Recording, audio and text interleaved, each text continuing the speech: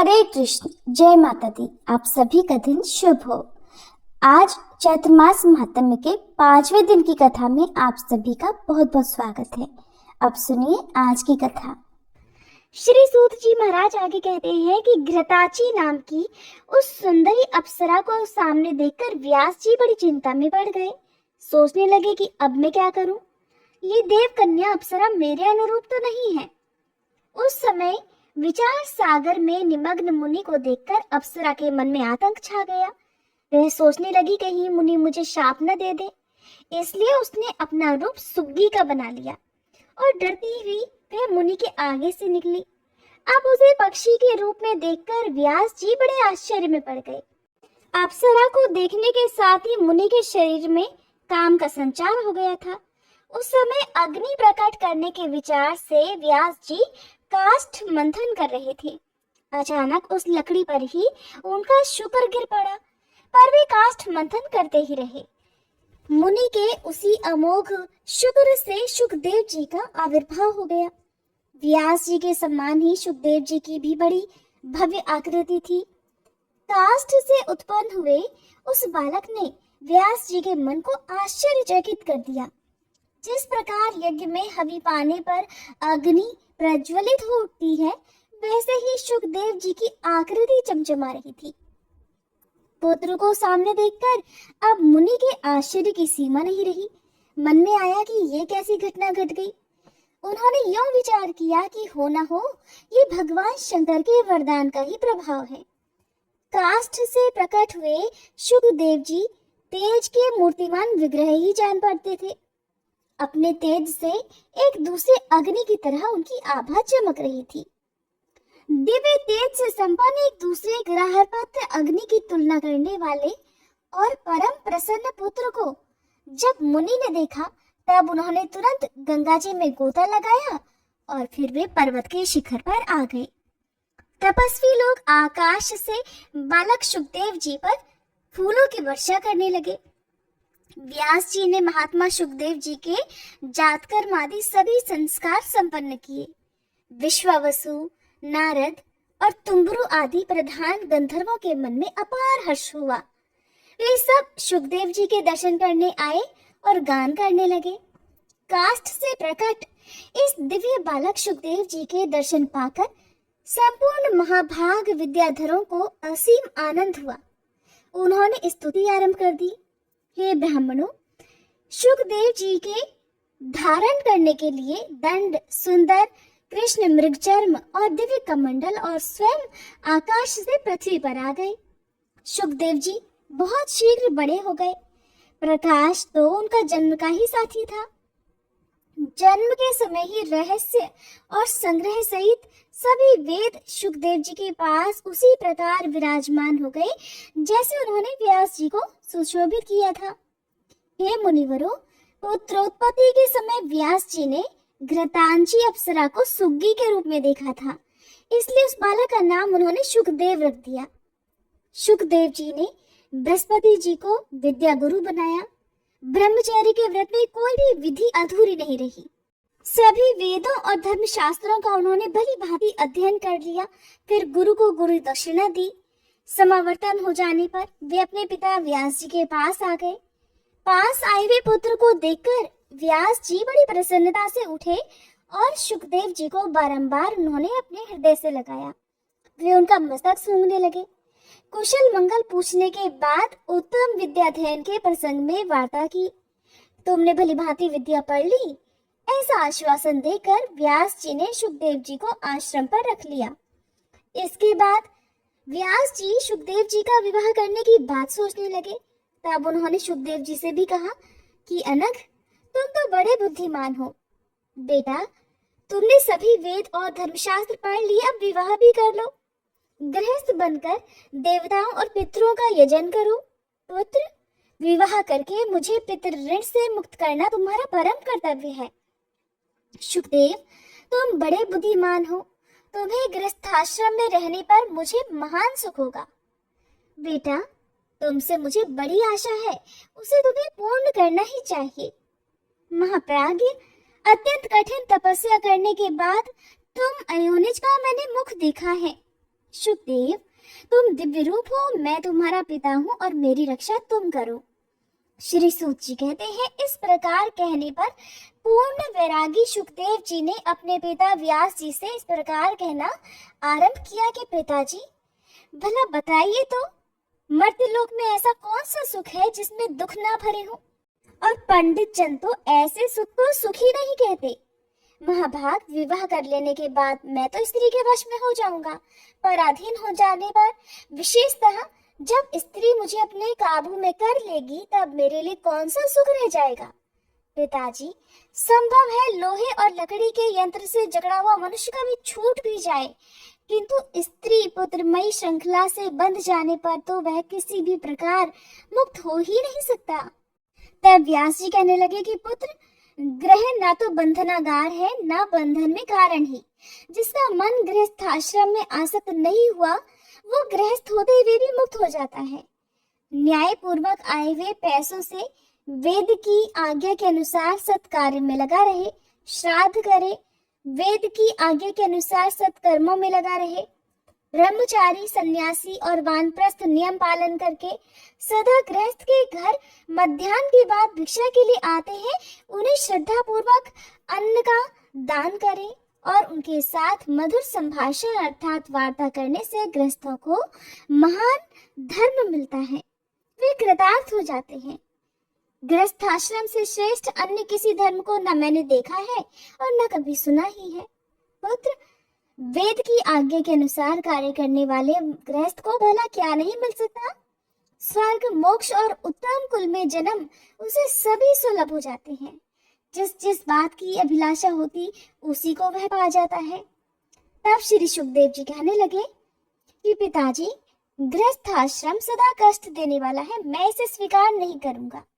शिकार में जानवरों को फंसाने वाली फांसी की तुलना करने वाले इस आश्रम से संपूर्ण प्राणी निरंतर बंधे ही रहते हैं। पिताजी, धन की चिंता में आतुर मनुष्य को सुख कहाँ दिखाई देता है? निर्धन प्राणी अत्यंत लोभ में आकर अपने में ही मारकाट मचाया करते हैं। इंद्र को भी वैसा सुख नहीं मिलता जैसा एक निष्प्रह भिक्षुक को मिल जाता है। त्रिलोकी की संपत्ति मिल जाने पर इस जगत में दूसरा कोई भी वैसे आनंद का अनुभव नहीं कर सकता। देवराज इंद्र तो स्वर्ग के राजा है, किंतु तप करते हुए तपस्वी को देखकर उनका हृदय आज भी दहल उठता है। वे अनेकों प्रकार के विघ्न उसके सामने उपस्थित करने की चेष्टा में लग जाते हैं। महाभाग, आपका मैं औरस पुत्र हूँ, ये बात जानते हुए भी सदा दुख देने वाले अत्यंत अंधकारपूर्ण इस संसार में मुझे आप क्यों ढकेल रहे हैं? पिताजी, जन्म के समय, बुढ़ापे में, मृत्यु काल उपस्थित होने पर तथा विष्ठा और मूत्र से व्याप्त गर्भ में रहने पर बारंबार दुख ही दुख तो भोगने पड़ते हैं। तृष्णा और लालच से होने वाला दुख इससे भी अधिक कष्टप्रद है। मानद, मरण से भी बढ़कर दुख वो है जो किसी से याचना की जाए। श्री सूत जी कहते हैं, सुखदेव जी में असीम बुद्धि थी, उनका वेश शांत था, वे मानसिक सन्यासी हो चुके थे। ऐसे सुयोगी पुत्र के उपर्युक्त बातें कहने पर व्यास जी कहने लगे कि पुत्र, तुम तो बड़े भाग्यशाली हो। मैंने देवी भागवत की रचना की है, इसका अध्ययन करो। वेद तुल्य इस पावन पुराण की संक्षिप्त रूप से रचना हुई है। 5 लक्षणों से सुसंपन्न इस पुराण में 12 स्कंध है। मेरी समझ से ये पुराण संपूर्ण पुराणों का भूषण है। महामते, जिसके सुनते ही सत असत वस्तु का सम्यक ज्ञान सुलभ हो जाता है, उसी देवी भागवत का अब तुम अध्ययन करो। भगवान विष्णु बालक रूप से वटपत्र पर सोए हुए थे। वे सोचने लगे कि मैं क्यों बालक बन गया, किस चेतन पुरुष ने मेरी ये स्थिति कर दी, किस कार्य को पूर्ण करने के लिए मुझे इस प्रकार रचा गया है, किस द्रव्य से मेरी ये रचना संपन्न हुई है, मुझे किस प्रकार ये सारी बातें ज्ञात हों। महान पुरुष भगवान विष्णु के मन में यह चिंता की लहरें उस समय उठ रही थी। इतने में भगवती योग माया ने सारी शंकाएं शांत कर देने के लिए आधे ही श्लोक में संपूर्ण पुरुषार्थों को सिद्ध करने वाला ये वचन कहा कि ये सारा जगत मैं ही हूँ। मेरे सिवा दूसरी कोई अविनाशी वस्तु है ही नहीं। पहले तो भगवान विष्णु ने भगवती के इस वचन को मन में ही सम्यक प्रकार से समझा। फिर वे सोचने लगे कि किसके मुख से ये सत्य वाणी निकली है। इसका वक्ता स्त्री, पुरुष अथवा नपुंसक कौन है? किस प्रकार मुझे उसका परिचय प्राप्त होगा? जो चिंतित रहते हुए भी उन्होंने भागवत को हृदय में स्थान दे दिया। बार बार उसी आधे श्लोक का वे उच्चारण करने लगे और अब उसी में उनका मन लग गया। फिर भी उनकी चिंता दूर नहीं हुई तो वे वटपत्र पर ही सो गए। अब चित्त कुछ शांत हुआ तब भगवती योग माया उनके सामने प्रकट हुई। उनकी 4 भुजाएं थी। उनका दिव्य विग्रह शंख, चक्र, गदा, पद्म आदि अनुपम आयुधों से सुसज्जित था। उन्होंने अद्भुत वस्त्र पहन रखे थे। चित्र विचित्र भूषण उन्हें भूषित कर रहे थे। उन्हीं के समान उनकी अंशभूता अनेकों सखियां भी उनके साथ थी। सबका सुंदर मुख था। मंद मंद हास्य करती हुई वे भगवती महालक्ष्मी अमित तेजस्वी श्री विष्णु के ठीक सामने ही प्रकट हो गई। श्री सूत जी कहते हैं, उस समय सर्वत्र जल ही जल था।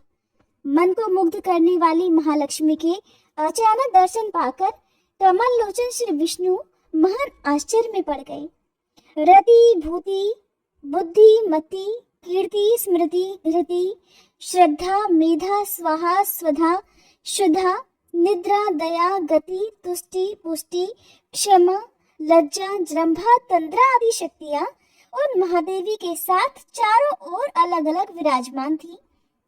सबके हाथों में श्रेष्ठ आयुध सुसज्जित थे। वे अनेकों आभूषणों से सजी हुई थी।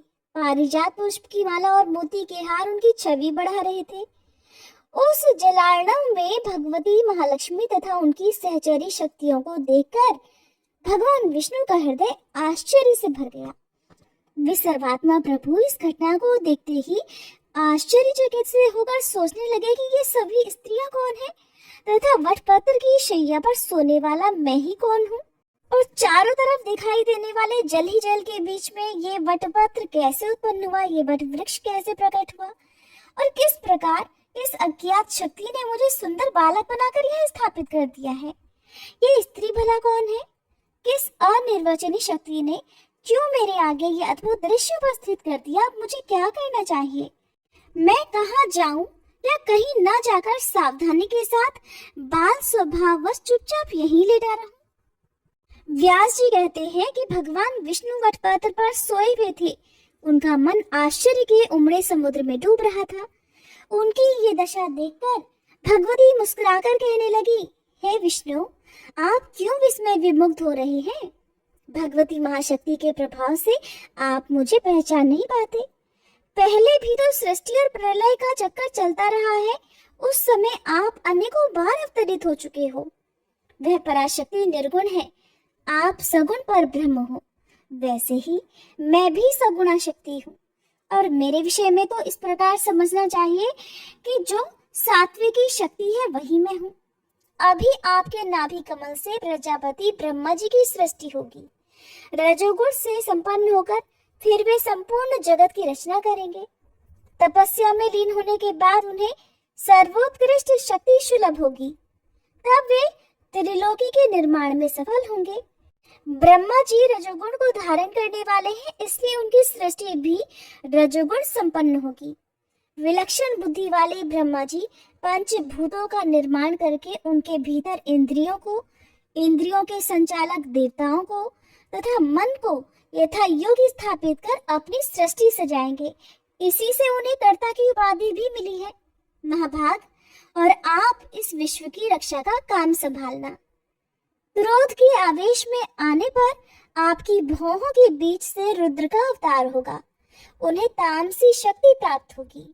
महामते, फिर तो वे रुद्र ही कल्प के अंत में सृष्टि का संहार करेंगे। इसी कार्य का संपादन करने के लिए मैं आपके पास आई हूँ, इसलिए आप मुझे सात्विकी शक्ति समझो। हे मधुसूदन, मैं यही रहूंगी, सदा से आपके ही पास में रहती हूँ। आपके हृदय में मेरा निवास स्थान है और मैं यही रहूंगी। भगवती योग माया की बात सुनकर भगवान विष्णु बोले कि देवी, कुछ समय पहले मैंने आधा श्लोक सुना है उसके अक्षर अत्यंत स्पष्ट थे। वह परम रहस्यमय वाणी किसके मुख से निकली है? हे वरानने, आप उसे बताने की कृपा तो कीजिए। सुंदरी, मैं बड़े आश्चर्य में पड़ गया हूँ। जिस प्रकार निर्धन मनुष्य को धन की याद सताती रहती है, वैसे ही ये बात मुझे बारंबार याद आ रही है। श्री व्यास जी कहते हैं कि भगवान विष्णु की बात सुनकर लक्ष्मी जी का मुख खिल उठा। वे हंसकर बड़ी प्रीति पूर्वक कहने लगी कि हे विष्णु, मैं कहती हूँ, ध्यान पूर्वक सुनो। मैं सगुण स्वरूपा चतुर्भुजी भगवती हूँ, ये मेरा परिचय है। क्या आप निर्गुणा आद्य शक्ति को नहीं जानते? उन्हीं में उनका सगुण रूप ही छुपा रहता है। महाभाग, आप जान लो, उन्हीं निर्गुणा भगवती ने ये आधा श्लोक कहा है। इसे परम पावन देवी भागवत पुराण समझ लेना चाहिए। ये कल्याणकारी पुराण वेद के रहस्य से भरा हुआ है।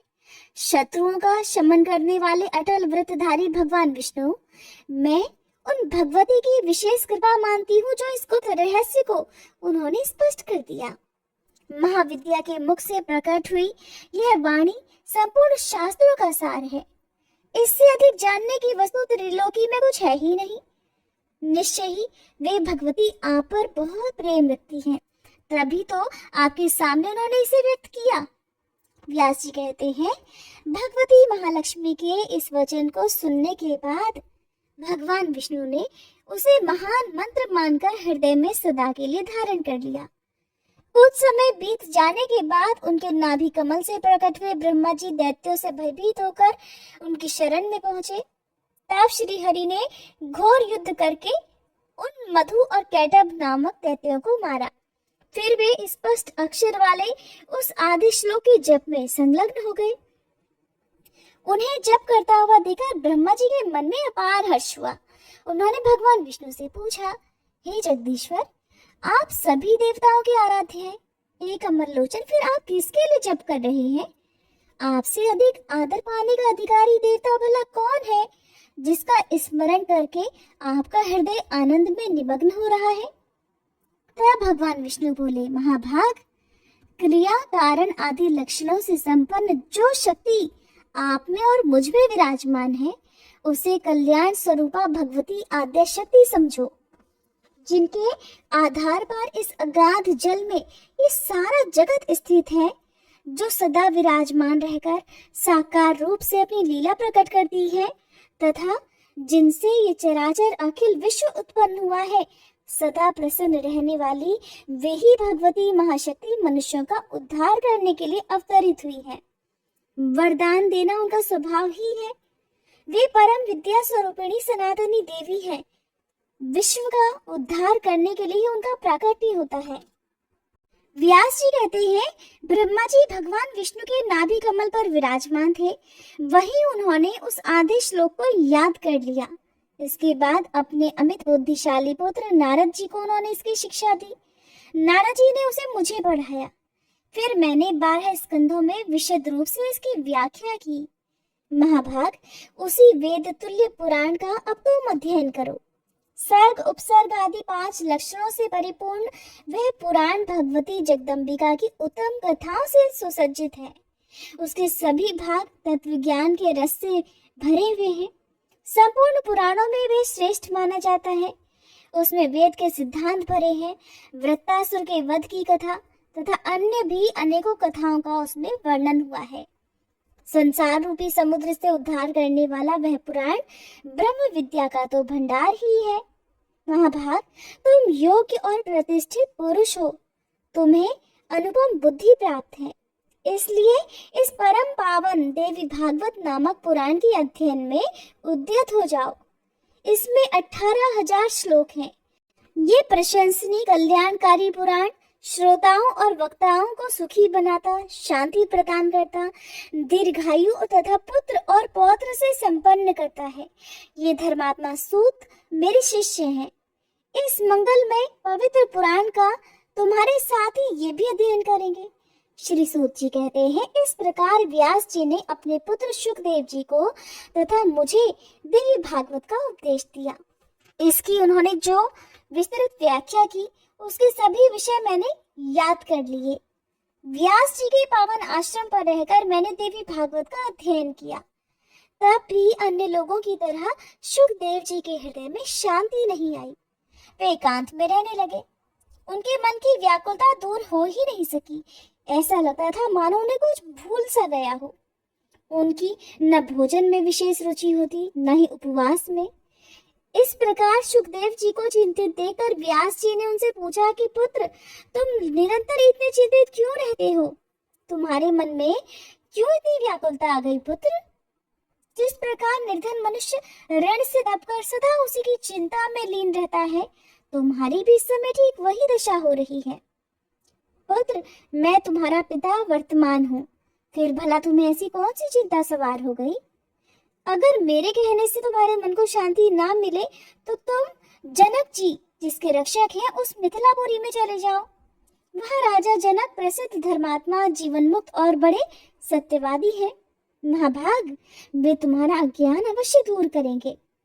पुत्र, तुम उन नरेश के पास जाकर अपनी शंका दूर कर लो। व्यास जी के ऐसे वचन सुनकर सुखदेव जी उनसे कहने लगे कि धर्मात्मन, ये बात तो मेरे मन में बिल्कुल दम्भ सी लग रही है कि राजा जनक बड़ी प्रसन्नता से राज्य करते हुए भी जीवन मुक्त है। पिताजी, भला जो राज्य करता है वो कैसे विदेह हुआ? इसलिए अब मैं उन महाराज को देखना चाहता हूँ कि जल में रहकर भी कमल पत्र की तरह उससे अछूत रहने वाले वे जगत में भला कैसे रह पाते हैं। पिताजी, जिसे भोग लिया गया है वह अभुक्त रह जाए और जिसे कर लिया गया है वह अकृत रह जाए, ये कैसे हो सकता है? पिताजी, मैंने अभी तक किसी भी राजा को जीवन मुक्त नहीं देखा। अब तो ऐसे राजा से मिलने की, उन्हें देखने की मेरे मन में प्रबल इच्छा जाग उठी है। इसलिए अब अपना संदेह दूर करने के लिए मैं मिथिलापुरी जा रहा हूँ। श्री सूत जी कहते हैं, इस प्रकार पिता व्यास जी से कहकर महामना सुखदेव जी उनके पैरों पर गिर पड़े। हाथ जोड़कर जाने की इच्छा प्रकट करते हुए कहने लगे कि महाभाग, मेरे पूछने पर आपने जो आज्ञा दी वो मुझे स्वीकार है। इसलिए जनक जी द्वारा सुरक्षित विदेह नगर देखना मुझे महान अभीष्ट हो गया। अब मुझे ये निश्चय करना है कि राजा जनक बिना दंड दिए कैसे राज्य का भार संभालते हैं, क्योंकि अगर शासन उठा दिया जाए तो प्रजा में धार्मिकता का आना असंभव है। धर्म की रक्षा होने में दंड ही कारण है, अर्थात बिना दंड दिए सभी धर्म का पालन कर ही नहीं सकते।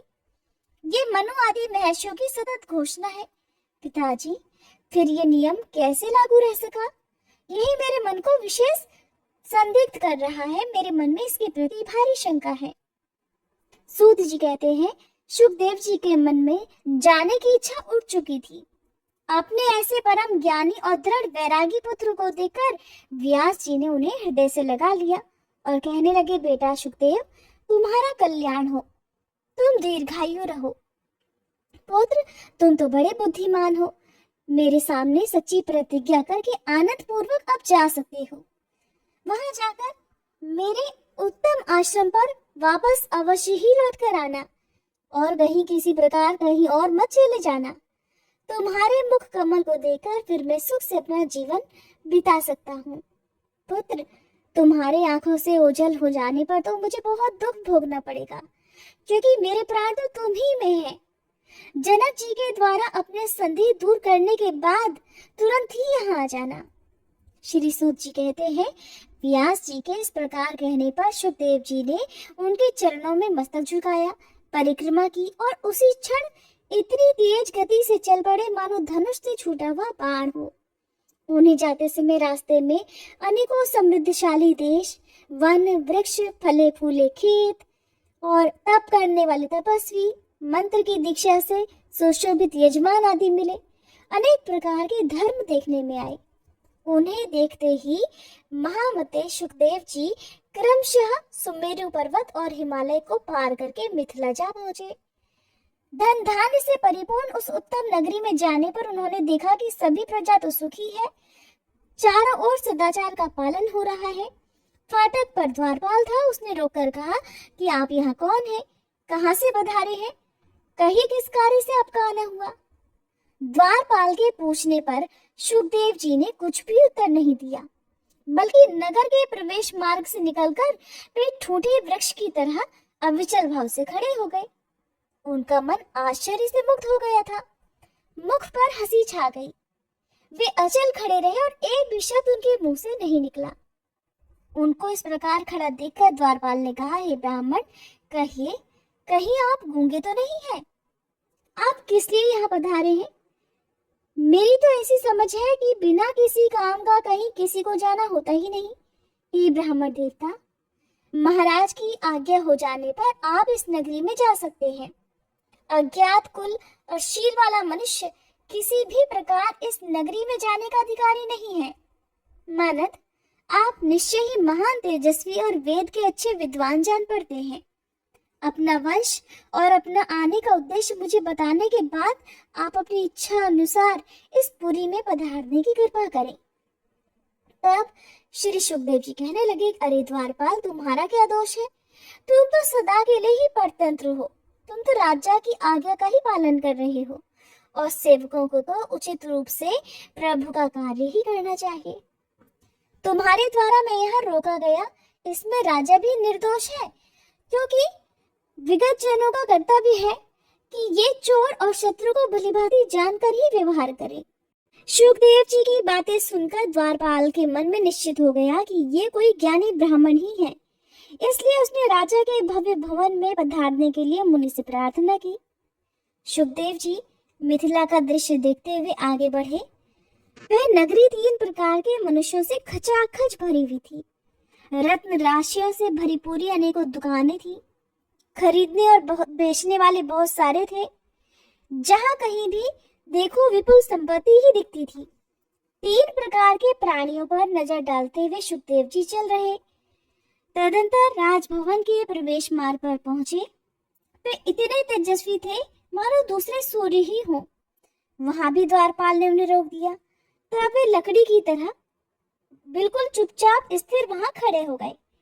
उन महातपस्वी मुनि ने वहीं एक निर्जन स्थान में शाखा विहीन वृक्ष की तरह स्थिर होकर समाधि लगा ली। उनकी दृष्टि में तो धूप और छाया में कोई अंतर था नहीं। कुछ समय के बाद हाथ जोड़े हुए राजमंत्री वहां आए और सुखदेव जी को राजभवन की दूसरी ड्योढ़ी विलास भवन में ले गए। वहां अद्भुत और मनमोहक दिव्य वृक्ष फूलों से सुशोभित हो रहे थे। राजमंत्री ने वृक्षों के साथ ही उस वन को भी उन्हें दिखाने की व्यवस्था की। इसके बाद सुखदेव जी का विधिवत आतिथ्य सत्कार किया गया। राजा की सेवा में तत्पर रहने वाले गाने और बजाने में परम प्रवीण बहुत सी सुंदरियां वहां पर थी। देश और काल के अनुरूप अनेकों प्रकार की भोजन सामग्री उपस्थित करके उन्हें प्रसन्न करने की उन्होंने चेष्टा की। इसके बाद राजभवन के अंदर रहने वाली स्त्रियां मिली और वे मुनि को अंतःपुर का मनोहर वन दिखलाने लगी। आप सुखदेव जी का मन मोहित हो गया। सुखदेव जी बड़े सुंदर थे और उनकी बोली भी अत्यंत मधुर थी। फिर भी मुनि को जितेंद्रिय मानकर वे उनकी मर्यादित सेवा करती रही। पवित्र आत्मा सुखदेव जी उन स्त्रियों को माता के समान मानते थे। जो आत्मचिंतन में सुख मानता है और जिसने काम क्रोध पर विजय प्राप्त कर ली हो, उसे किसी भी स्थिति में न तो हर्ष होता है न ही दुख। इसलिए स्त्रियों की चेष्टाएं देखते हुए भी सुखदेव जी शांत मन से ही विराजे रहे। स्त्रियों ने उनके शयन के लिए सुंदर शैया तैयार कर दी। उस पर बहुमूल्य बिछौने बिछे हुए थे और सजाने वाली अनेकों वस्तुएं वहां पर उपस्थित थी। सुखदेव जी ने पैर धोए और सावधान होकर हाथ में कुशा लेकर वे सायंकाल की संध्या अर्थात पूजा करने बैठ गए। संध्या के पश्चात वे ध्यान मग्न हो गए। उनकी एक पहर रात तो संध्या और ध्यान में बीत गई। इसके बाद 2 पहर तक सोकर वे उठ गए। रात का अंतिम चौथा पहर फिर ध्यान में बीता। इसके बाद उन्होंने स्नान किया। प्रातः काल के संध्या वंदन आदि कार्य करके फिर वे निश्चिंत हो गए। श्री सूत जी कहते हैं कि इसके बाद सुखदेव जी के आगमन का समाचार पाकर राजा जनक अपने मंत्रियों सहित गुरुपुत्र को आगे करके उनके पास गए। उन्हें उत्तम आसन पर बिठाया, भली भांति आवभगत की, कुशल मंगल पूछा। दूध देने वाली गौ उनके सामने उपस्थित कर दी।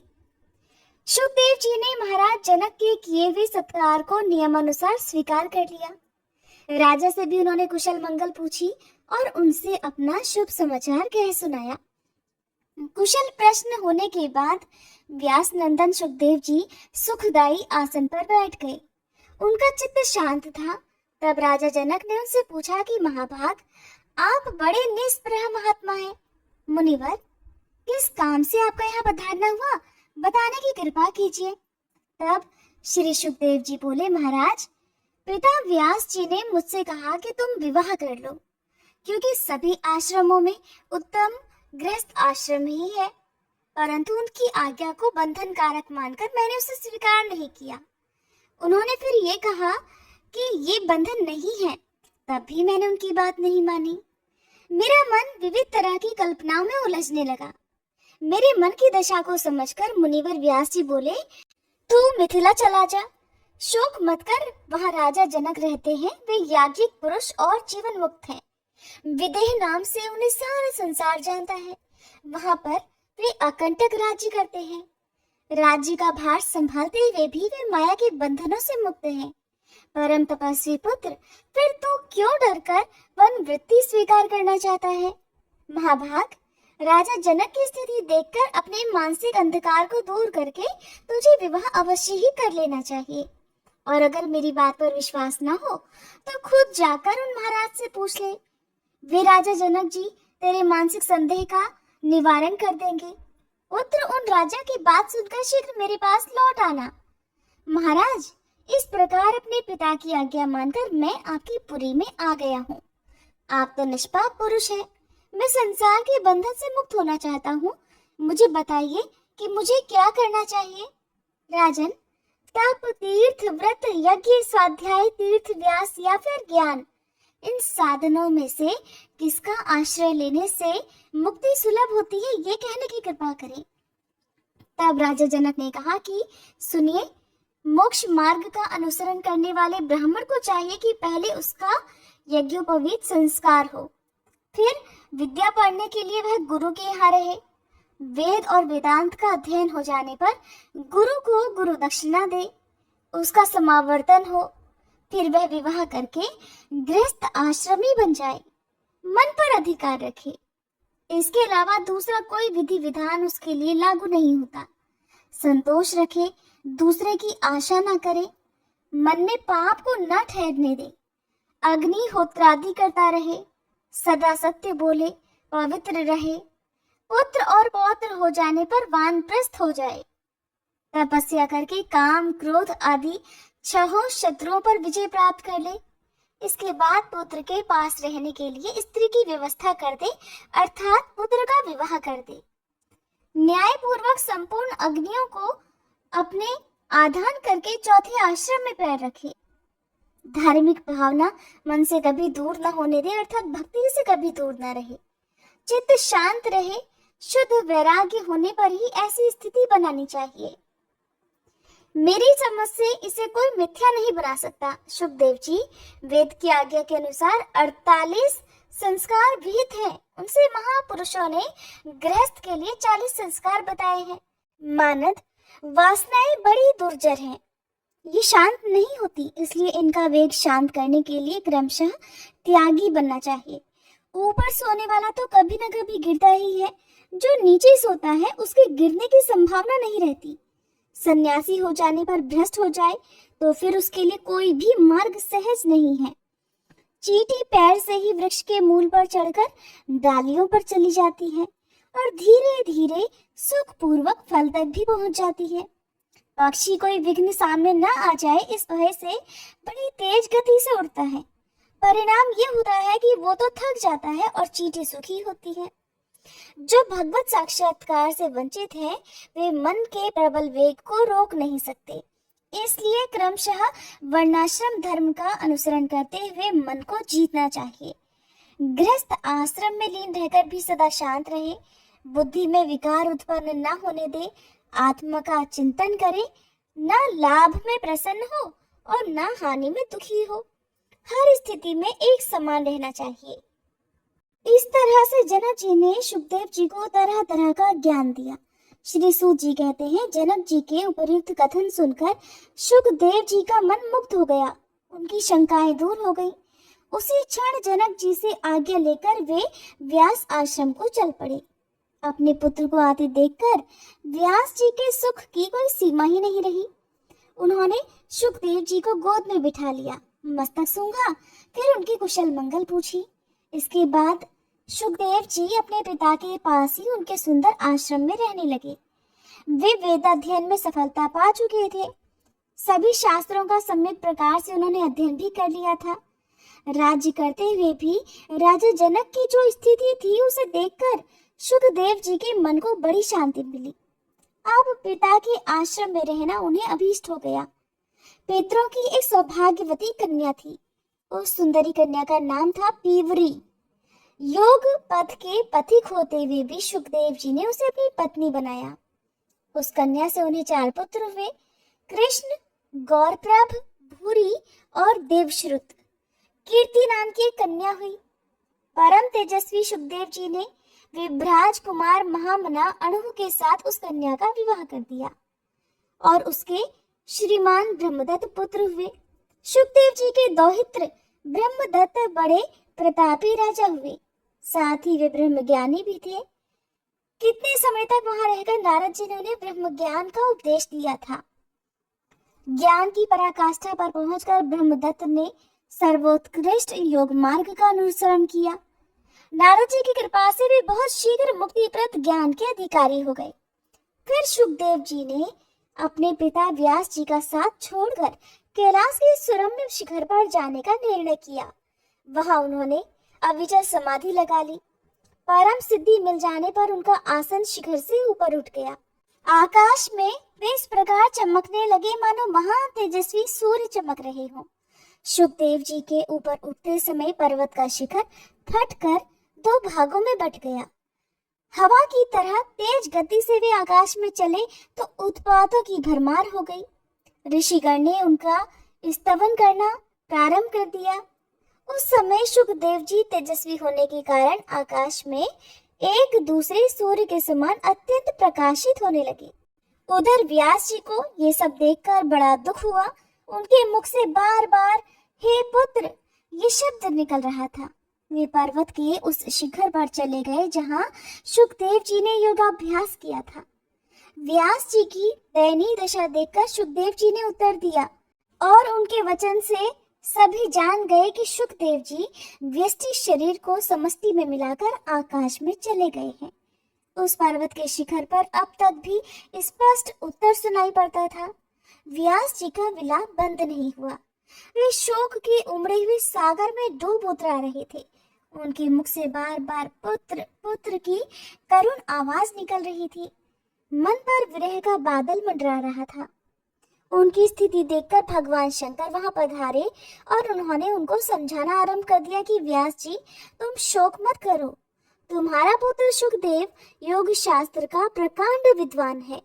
उसे वह उत्तम गति सुलभ हुई है जिसे अकृतात्मा कभी पा ही नहीं सकते। तुम तो स्वयं विज्ञ पुरुष हो, इसलिए सुखदेव जी के विषय में तुम्हें कुछ भी चिंता नहीं करनी चाहिए। पुत्र, ऐसे योग्य पुत्र की प्राप्ति से तो तुम्हारी कीर्ति विस्तृत हो गई है। तब शंकर जी के वचन सुनकर व्यास जी कहने लगे, हे देवेश, मैं क्या करूं, विवश हो गया हूँ। पुत्र को देखने से अतृप्त मेरे नेत्र अब भी उसे देखने के लिए छटपटा रहे हैं। महादेव जी कहने लगे कि तुम्हारे पुत्र के मन को अत्यंत मुग्ध करने वाली छाया तुम्हें निकट ही दिखाई पड़ेगी। महान तप करने वाले मुनिवर, उस प्रतिबिंब को देखकर तुम अपना मन शांत कर लेना। श्री सूत जी कहते हैं, फिर तो सुखदेव जी का परम प्रकाशमान प्रतिबिंब शीघ्र ही व्यास जी को दिखाई देने लगा। मुनि को वर देकर भगवान शंकर तो वहीं अंतर ध्यान हो गए और उनके अंतर ध्यान होने के बाद व्यास जी अपने आश्रम में वापस चले आए। ऋषियों ने पूछा, परम सिद्धि प्राप्त करके सुखदेव जी के पधार जाने पर देव शिरोमणि व्यास जी ने फिर क्या किया, इससे विस्तार पूर्वक हमें बताने की कृपा कीजिए।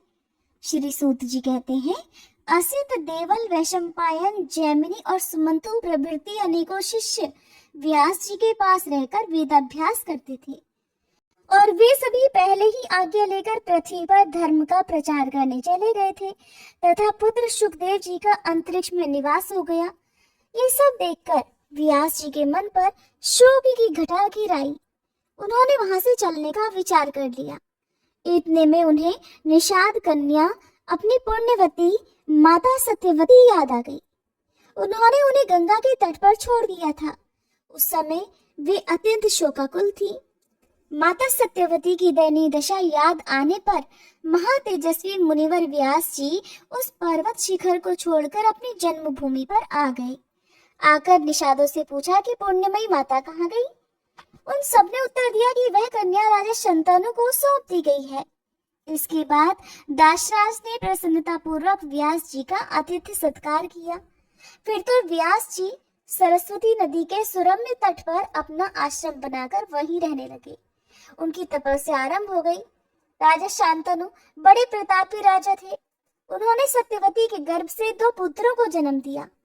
वनवासी जीवन बिताते हुए भी व्यास जी उन दोनों पुत्रों को भाई मानकर बड़े सुखी थे। अब कथा को थोड़ा आगे बढ़ाते हैं, जिसमें राजा जन्मेजय ने व्यास जी से पूछा कि प्रभु, अब आप मुझे देवी भगवती के चरित्र का वर्णन करने की कृपा कीजिए, क्योंकि उसे सुनने के लिए मेरा मन अत्यंत उत्कंठित है। मैं अत्यंत उत्सुक हूँ। तब व्यास जी कहने लगे, राजन सुनो, भगवती के चरित्र का विस्तार पूर्वक वर्णन करता हूँ। महामते, श्रद्धालु और शांत पुरुष को जो भगवती की कथा नहीं सुनाता, उसे प्रचंड मूर्ख ही समझना चाहिए। पूर्व समय की बात है, धरती पर महिषासुर नाम का एक राजा था। उसके शासन काल में देवताओं और दानवों में बड़ी भीषण लड़ाई ठन गई थी। राजन, महिषासुर ने अत्यंत कठिन तप किया था। सुमेरु पर्वत पर जाकर उसने कठिन तपस्या की थी। देवता उसकी तपस्या देखकर अत्यंत आश्चर्य में पड़ गए थे। 10,000 वर्षों तक वह अपने इष्ट देव का अपने हृदय में ध्यान करता रहा। महाराज, इसके बाद उसके आराध्य देव लोक पितामह ब्रह्मा जी प्रसन्न हो गए। वे हंस पर विराजमान होकर वहां आए और बोले, हे धर्मात्मन, वर मांगो, मैं तुम्हारा मनोरथ पूर्ण करने के लिए तत्पर हूँ। तब महिषासुर ब्रह्मा जी से कहने लगा, देवाधिदेव, हे महाभाग ब्रह्मा जी, मैं आपसे अमर हो जाने का वरदान चाहता हूँ। पितामह, जिस प्रकार मृत्यु का भय सामने न आए, वैसा ही वर देने की कृपा कीजिए। महिषासुर की बात सुनकर ब्रह्मा जी कहने लगे कि जन्मे हुए प्राणी का मरना और मरे हुए का जन्म लेना बिल्कुल निश्चित है। यह नियम सदा लागू रहता है। सभी प्राणियों की जन्म लेने और मरने की क्रिया अनिवार्य रूप से सदा चलती रहती है। दैत्यवर, समयानुसार संपूर्ण प्राणियों की मृत्यु हो जाती है। बड़े बड़े पर्वतों और समुद्रों का भी एक दिन अंत हो जाता है। इसलिए राजन, एक मृत्यु के विषय को छोड़कर दूसरा जो कुछ भी तुम्हारे मन में जचे वो वर मुझसे मांग लो। तब महिषासुर बोला, पितामह, देवता, दैत्य और दानव, इनमें से किसी भी पुरुष से मेरी मृत्यु कभी न हो। कोई स्त्री ही मुझे मार सके। इसलिए हे ब्रह्मा जी, स्त्री के हाथ मेरा मरण निश्चित करने की कृपा कीजिए। पर जो स्वयं अबला है, वो मुझे मारने में भला समर्थ कैसे हो सकेगी। तब ब्रह्मा जी कहने लगे, दैत्येंद्र, ठीक है, जब कभी भी स्त्री के द्वारा ही तुम्हारी मृत्यु निश्चित हो। महाभाग महिषासुर, पुरुषों के हाथ तुम कभी नहीं मर सकोगे। ये वरदान मैं तुम्हें देता हूँ। व्यास जी कहते हैं, राजन, इस प्रकार महिषासुर को वरदान देकर ब्रह्मा जी अपने आश्रम के लिए प्रस्थान कर गए। वह प्रतापी दैत्य महिषासुर भी बड़ी प्रसन्नता से अपने घर लौट गया। अब राजा जन्मेजय ने पूछा, महिषासुर किसका पुत्र था? उस महाबली दैत्य की उत्पत्ति कैसे हुई थी? और एक महान आत्मा होते हुए भी उसे महिष का रूप कैसे मिल गया था? तब व्यास जी ने उनके प्रश्नों का उत्तर देते हुए कहा, महाराज, दनु के जगत प्रसिद्ध 2 पुत्र थे। उनके नाम थे रंभ और करंभ। उन दोनों की दानवों में बड़ी प्रतिष्ठा थी। महाराज, वे दोनों संतानहीन थे, इसलिए पुत्र होने के लिए तपस्या करने लगे। बहुत वर्षों तक कठिन तपस्या की। पांचनद के पावन जल में तपस्या आरंभ हुई। करंभ जल में डूबकर बड़ी कठिन तपस्या करने लगा। रंभ प्रशस्त दूध वाले वट वृक्ष के नीचे गया और पंचाग्नि की व्यवस्था करके तपस्या में लीन हो गया। जब रंभ पंचाग्नि तापता हुआ और साधन में तत्पर हो गया, तब उन दोनों दैत्यों की स्थिति का पता लगने पर शुचिपति इंद्र महान दुखी हो गए। वे स्वयं पंचनद पर पहुंचे। ग्रह का वेश धारण करके उन्होंने जल में प्रवेश कर लिया और तपस्या करते हुए करम्भ के पैर उन्होंने पकड़ लिए। उनके इस प्रयास से दुराचारी करम्भ की जीवन लीला समाप्त हो गई। अपने भाई की मृत्यु का समाचार सुनकर रंभ के क्रोध की सीमा नहीं रही। उसके मन में ऐसी इच्छा हुई कि अपना मस्तक काटकर अग्नि को भेंट कर दूं। इसलिए उसने सहसा बाएं हाथ से अपने सिर की चोटी पकड़ी और दाहिने हाथ में तीखी तलवार लेकर उसने अपने मस्तक को धड़ से अलग कर देना चाहा। इतने में ही उसे समझाने के लिए अग्निदेव वहां प्रकट हुए। अग्निदेव ने रंभ से कहा, दैत्य, तुम में तो बड़ी मूर्खता भरी हुई है, तभी तो अपना मस्तक काटने को तैयार हो गए हो। भला आत्महत्या जैसे अत्यंत अधर्म कर्म में तुम्हारी प्रवृत्ति कैसे हो गई? भक्त तुम्हारा कल्याण हो, मुझसे वर मांग लो। मन में जो भी इच्छा हो मुझसे मांग सकते हो, लेकिन अपने शरीर का त्याग मत करो। इस प्रकार प्राण त्याग करने से भी भला तुम्हारा कौन सा कार्य सिद्ध हो सकेगा? व्यास जी कहते हैं, अग्निदेव की वाणी बड़ी सरस थी। उसे सुनकर रंभ ने अपनी चोटी छोड़ दी और कहने लगा, देवेश, अगर आप प्रसन्न हैं तो मुझे अभीष्ट वर देने की कृपा कीजिए। मैं त्रिलोकी पर विजय पाने वाला पुत्र चाहता हूँ। मुझे ऐसा पुत्र चाहिए जिसके प्रयास से शत्रु की सेना अपने प्राणों से हाथ धो बैठे। देवता, दानव और मनुष्य कोई भी किसी भी प्रकार उसे पराजित ना कर सके। वो अपनी इच्छा के अनुसार जहाँ कहीं हो जा सके, उसमें असीम शक्ति हो, अपनी इच्छा के अनुसार रूप धारण कर सके, सब लोग उसके चरणों में मस्तक झुकाएं। तब अग्निदेव ने रंभ से कहा, बहुत अच्छा, तुम्हारी ये इच्छा अवश्य पूर्ण होगी। महाभाग, तुम्हें वैसा ही पुत्र होगा। अब आत्महत्या का विचार छोड़ दो।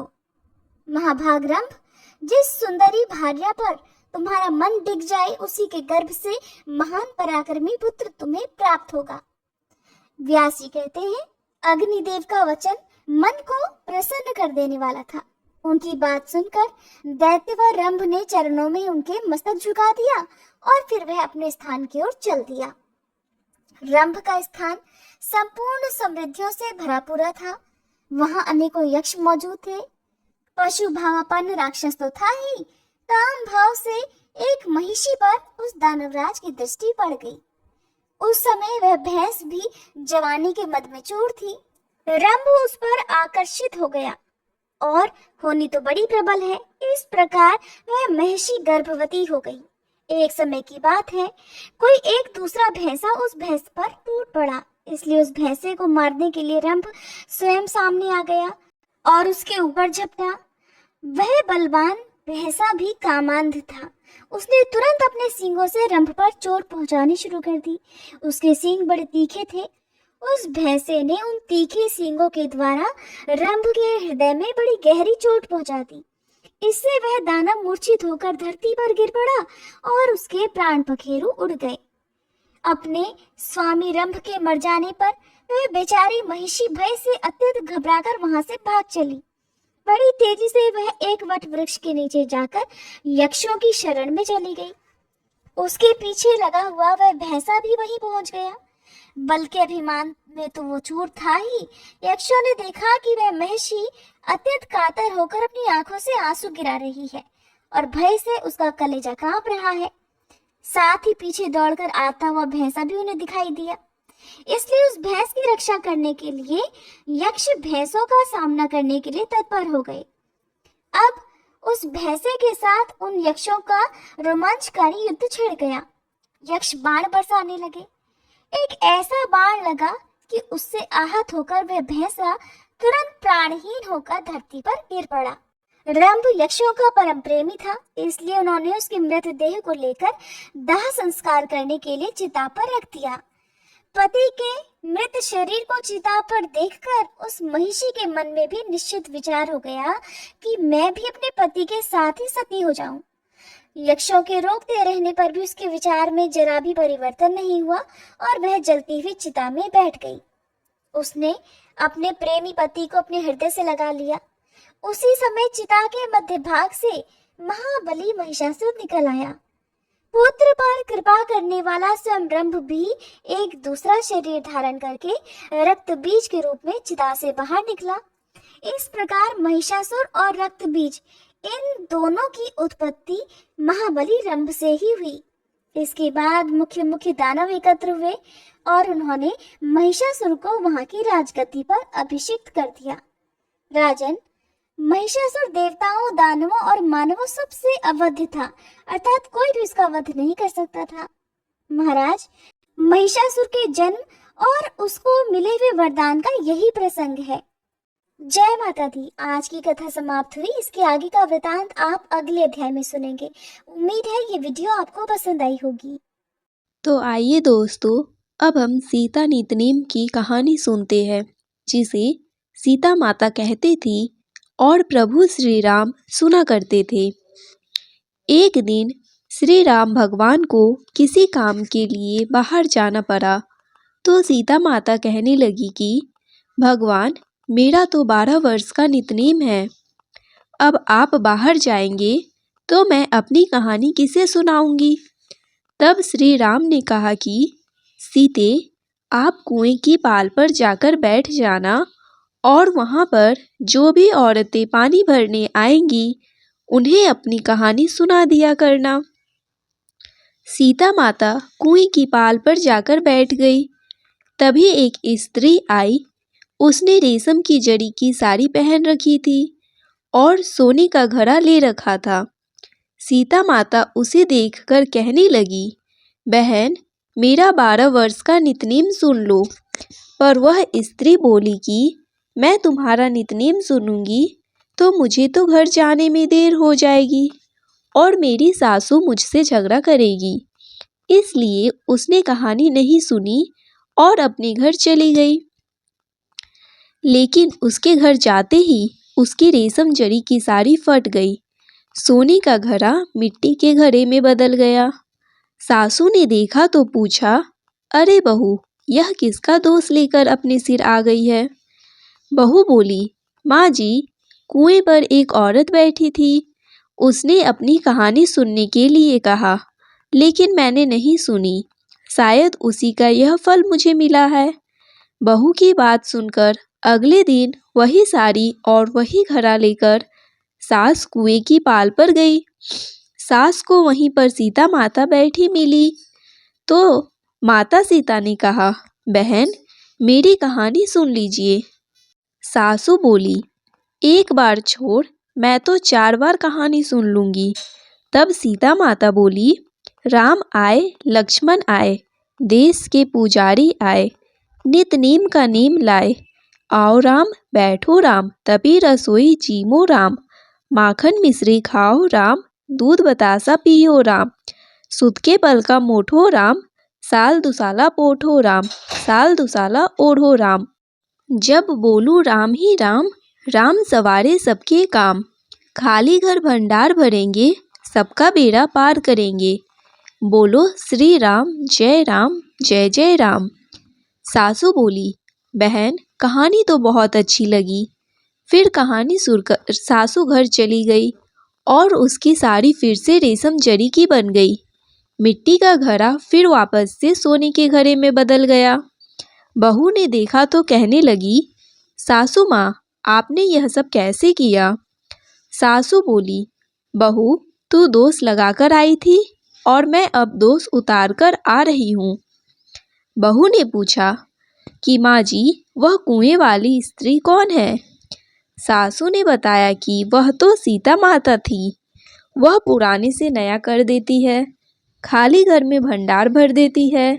वह लक्ष्मी जी का वास घर में कर देती है और मनुष्य की जो भी इच्छा हो उसे पूर्ण कर देती है। बहू बोली, माँ जी, फिर तो ऐसी कहानी मुझे भी सुना दो। सासू बोली कि ठीक है, तुम भी सुनो। फिर सास ने कहानी शुरू की। राम आए, लक्ष्मण आए, देश के पुजारी आए, नित नेम का नेम लाए। आओ राम, बैठो राम, तभी रसोई जीमो राम। माखन मिश्री खाओ राम, दूध बतासा पियो राम। सुत के पल का मोठो राम, साल दुसाला पोठो राम, साल दुसाला ओढ़ो राम। जब बोलूं राम ही राम, राम सवारे सबके काम। खाली घर भंडार भरेंगे, सबका बेड़ा पार करेंगे। बोलो श्री राम, जय जय राम। कहानी सुनकर बहू बोली, माँ जी कहानी तो बहुत अच्छी है। सासू ने कहा, ठीक है, अब से हम इस कहानी को रोज किया करेंगे। अब सास बहू रोज सवेरे उठती, नहाती धोती और पूजा करने के बाद नितनेम की सीता माता की कहानी कहती। एक दिन की बात है, उनके यहाँ पड़ोस की एक औरत आई और बोली कि बहन जरा सी आँच तो देना। तो वह बहू बोली कि आँच तो अभी हमने जलाई नहीं है। पड़ोसन बोली, तो फिर तुम सुबह 4 बजे से उठकर क्या कर रही हो? तो उन्होंने कहा कि हम तो सुबह सुबह उठकर पूजा करते हैं, फिर सीता माता की कहानी करते हैं। पड़ोसन ने उनकी बात सुनकर फिर कहा कि सीता माता की कहानी कहने से तुम्हें क्या मिला? तब वे दोनों बोली कि सीता माता की कहानी कहने से घर में भंडार भर जाते हैं, सारे काम पूर्ण हो जाते हैं, मन की इच्छा भी पूरी होती है। पड़ोसन ने कहा, बहन अगर ऐसा है तब तो फिर मुझे भी कहानी सुना दो। तब बहू बोली कि ठीक है, तुम भी यह कहानी सुन लो। राम आए लक्ष्मण आए, देश के पुजारी आए, नित नीम का नीम लाए, आओ राम बैठो राम, तपी रसोई जीमो राम। माखन मिश्री खाओ राम, दूध बतासा पियो राम। सुत के बल का मोठो राम, साल दुसाला पोठो राम, साल दुसाला ओढ़ो राम। जब बोलूं राम ही राम, राम सवारे सबके काम। खाली घर भंडार भरेंगे, सबका बेड़ा पार करेंगे। श्री राम जय जय राम। पड़ोसन ने इस कहानी को सुना तो कहने लगी, बहन कहानी तो बहुत अच्छी लगी। अब वह पड़ोसन भी नितनेम सीता माता की कहानी कहने लगी। कहानी कहने से सीता माता ने पड़ोसन के भी धन के भंडार भर दिए। देखते ही देखते अब तो पूरे मोहल्ले में नितनेम की कथा चल पड़ी और हर किसी की मनोकामना पूर्ण होने लगी। हे सीता माता, जैसे आपने उन सभी के भंडार भरे, वैसे हमारे भी भरना। कहानी कहने वाले, सुनने वाले और हुंकार भरने वाले सबके भरना। सभी प्रेम से बोलिए सीता मैया की जय।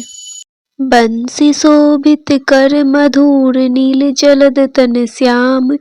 अरुण अधर जनु बिंब, फल नयन कमल अभिराम। पूर्ण इंद्र अरविंद, मुख पीतांबर शुभ साज।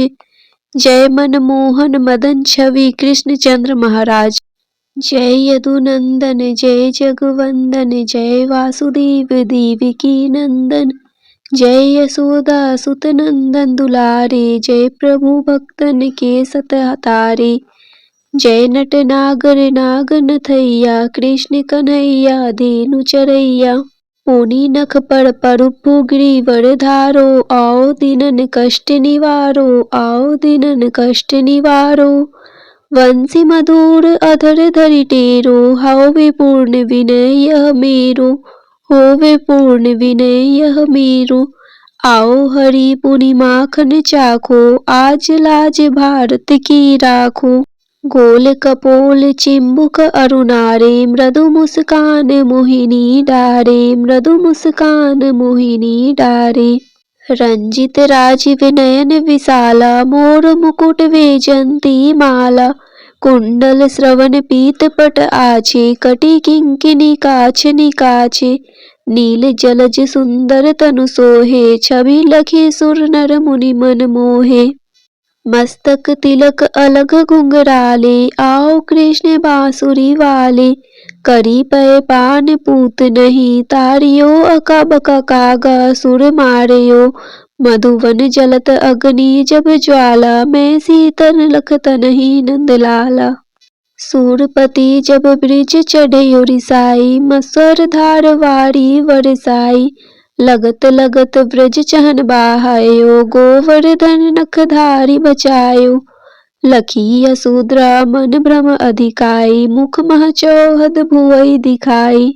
दुष्ट कंस अति उद्यम मचायो, कोटि कमल जब फूल मंगायो, नाथि कालहिनी तुम तिलीनहा, चरण चिन्ह दे निर्भय किन्हे, करी गोपीन संग रास विलासा, सबकी पूरन करी अभिलाषा, कीतिक महा असुर संहारयो, कंस ही केस पकड़ी दे मारयो, मात पिता की बंदई छुड़ाई, उग्रसेन कह राज दिलाई, वहीं से मृतक छयो सुत लायो, मातु देव की शोक मिटायो, भौमासुर मुर दैत्य संहारी, लाए षट दस सहस कुमारी, दे भीमहि तृण चीर संहारा, जरा सिंधु राक्षस कह मारा, असुर बकासुर आर्दिक मारियो, भक्तन के तब कष्ट निवारियो, दीन सुदामा के दुख टारियो, तंदुल तीन मुठ मुख डारियो,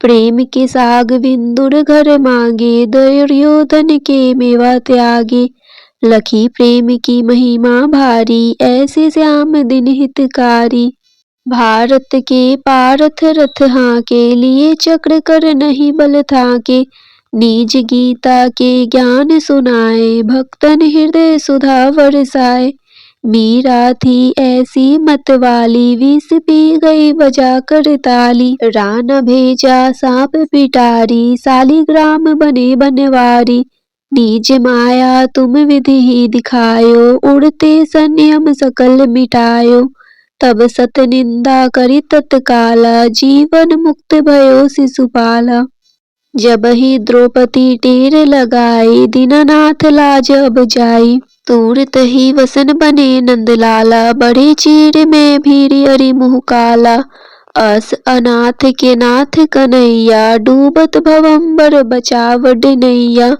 सुंदर दास आ उड़धारी, दया दृष्टि कीजे बनवारी, नाथ सकल मम कुमति निवारो, क्षम हो बेगी अपराध हमारो, खोलो पट अब दर्शन दीजे, बोलो कृष्ण कन्हैया कीजे। यह चालीसा कृष्ण का पाठ करे उड़धारी, अष्ट सिद्धि नवनिधि फल लहे पदारथ चारी। इति श्री कृष्ण चालीसा संपूर्ण। श्री तुलसी चालीसा पाठ। जय जय तुलसी माता, सब जग की सुखदाता, विष्णु प्रिय भवानी, पूजत हरि हर ज्ञानी। नमो नमो तुलसी महारानी, नमो नमो तुलसी महारानी, पाप नाशिनी पुण्य प्रदानी, सब जग की हो सुखदानी। नमो नमो तुलसी महारानी, सब जग की हो सुखदानी, सब जग की हो सुखदानी। जय तुलसी जग की सुखदानी, जय तुलसी जग की सुखदानी, पाप नाशिनी पुण्य प्रदानी, सब जग की हो सुखदानी। पाप नाशिनी पुण्य प्रदानी, सब जग की हो सुखदानी, सब जग की हो सुखदानी।